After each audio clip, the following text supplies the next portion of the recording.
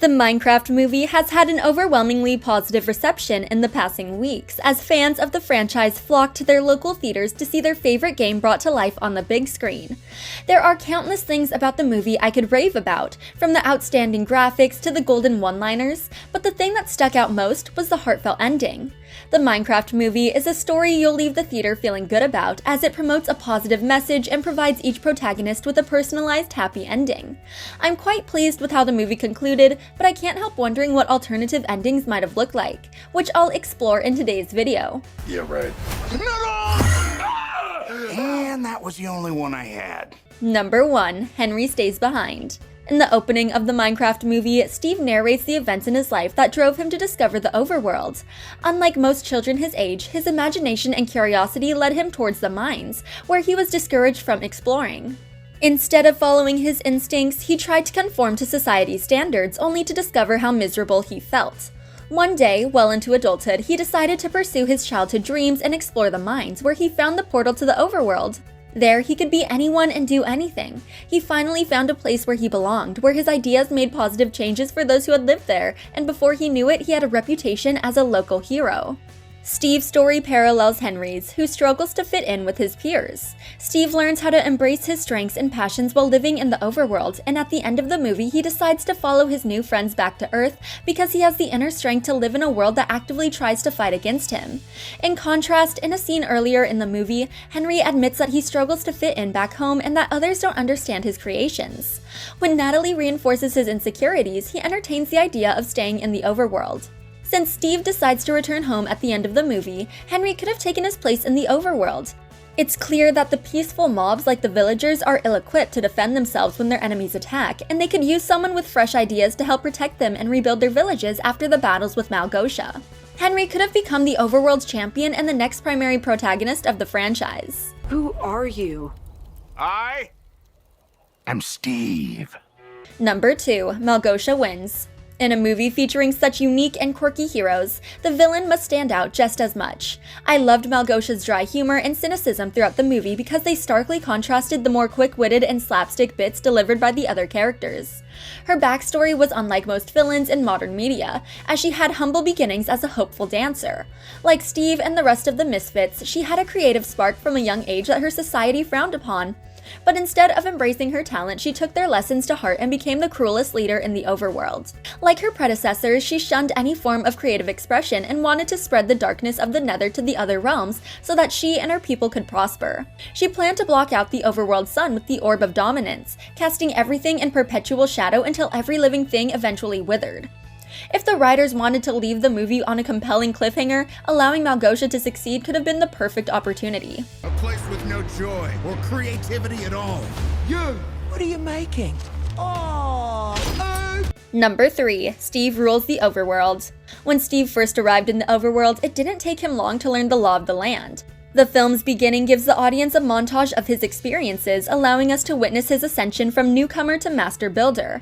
He doesn't look back once he makes a home for himself, and despite being the only human in this new realm, he finds companionship in the friendly mobs of the overworld. Those same mobs appear to revere Steve and treat him with immense respect. Instead of attacking the wild wolf that threatened him, Steve offered him a bone and made a lifelong friend. He also went out of his way to improve the buildings in the villagers' town, giving them redstone inventions that undoubtedly enhance their quality of life. In return, Dennis follows Steve into the Nether while the villagers protect Steve's belongings. After Steve risks his life to stop Malgosha in a one-on-one fight for the Orb of Dominance, he more than deserves recognition from every village across the overworld. As the villagers move from outpost to outpost to trade their wares, they should share stories of his adventures, creating a legacy unlike any other. Steve's a hero, and if he had decided to remain in the overworld at the end of the movie, then it would have made sense for the villagers to reward his efforts. Steve more than proves he's capable of leading and caring for others, be that as the ruler of the overworld or the humble mayor of Midport Village. Welcome to the stash. TNT. Firework rockets. Also good for propulsion. Number 4. Garrett's True Sacrifice. When we first meet Garrett at the film's start, he's clinging to his childhood fame and obsessed with his image. He peaked when he became known as the Garbage Man for his former video game championship and has fought to cling to his notoriety in the following years. However, he maintains a passion for gaming and sharing the sport with others, as he owns an arcade in adulthood. Unfortunately, retro arcade games aren't as popular in the digital age, so Garrett receives an eviction notice and faces an uncertain future. When Garrett arrives in the Overlord, he betrays the others by blackmailing Steve into taking them off course, putting himself and Henry in harm's way to obtain a few diamonds. His desperation to save his arcade and gain financial security nearly cost him the Orb of Dominance, which would have jeopardized the entire overworld and prevented the group from returning home. Their detour also allows Malgosia's forces to catch up with them, preventing the trio from escaping the Woodland Mansion. Due to his guilt for breaking Henry's trust and Steve's continued friendship, Garrett makes the ultimate sacrifice by getting his allies to safety, only to use himself as a distraction for the Piglin forces. The others believe Garrett died on the bridge and must continue their journey without him, using his sacrifice as an inspiration to press on. Henry falls from a significant height during the final battle with Malgosia and her army. Without a way to break his fall, it looks like disaster is imminent until Garrett swoops in to save him.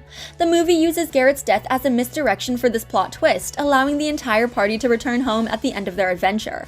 However, had Garrett died on the bridge, the group's victory against Malgosia would have been more bittersweet, and Steve may have taken over Game Over World in Garrett's honor. And if that happens, you can say Bio Con Diaz to your body plane's navigation system. Number 5. Steve's heroic ending. While I know it would feel cliché, I can't help thinking that Steve sacrificing himself in the final battle with Malgosia would have made a satisfying end for his character. He never fit in on Earth, and as far as we saw, he didn't leave family or friends behind when he entered the overworld decades before. Although Steve hasn't aged in the overworld, we know that time works differently in that realm, as the other misfits come from the modern age, with modern games and technology. That means while Steve hasn't physically aged, he has spent an entire lifetime in the overworld, and anyone he may have known in Chugless likely stopped looking for him. Since he dedicated most of his life to the overworld and found happiness within it, it doesn't feel wrong to let his character make the ultimate sacrifice to defend it. Malgosia is meant to be a powerful sorceress with tricks up her sleeve, so it's possible that diamond armor wouldn't be strong enough to stop one of her more poignant spells. Not to mention that Malgosia had blades hidden in her sleeves, and had she used them in the heat of the battle, she might have left Steve with a fatal wound. We're gonna need to create something amazing. Let's go to the stash. The potential endings for the Minecraft movie feel limitless. Since the story takes place in a sandbox setting, it felt like the cast and crew approached the movie like the sky was the limit.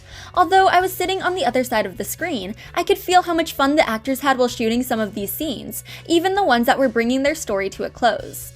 While many of these alternative stories could have made it into the final script, the Minecraft movie that made it to theaters captivated audiences until the end, proving how good it was. Thanks for watching. If you enjoyed this video, hit that like button, subscribe to our channel, and turn on notifications to stay updated on our uploads. Yeah, they're cool, Garrett. They're like nunchucks. Yeah, I know. That's why I made them.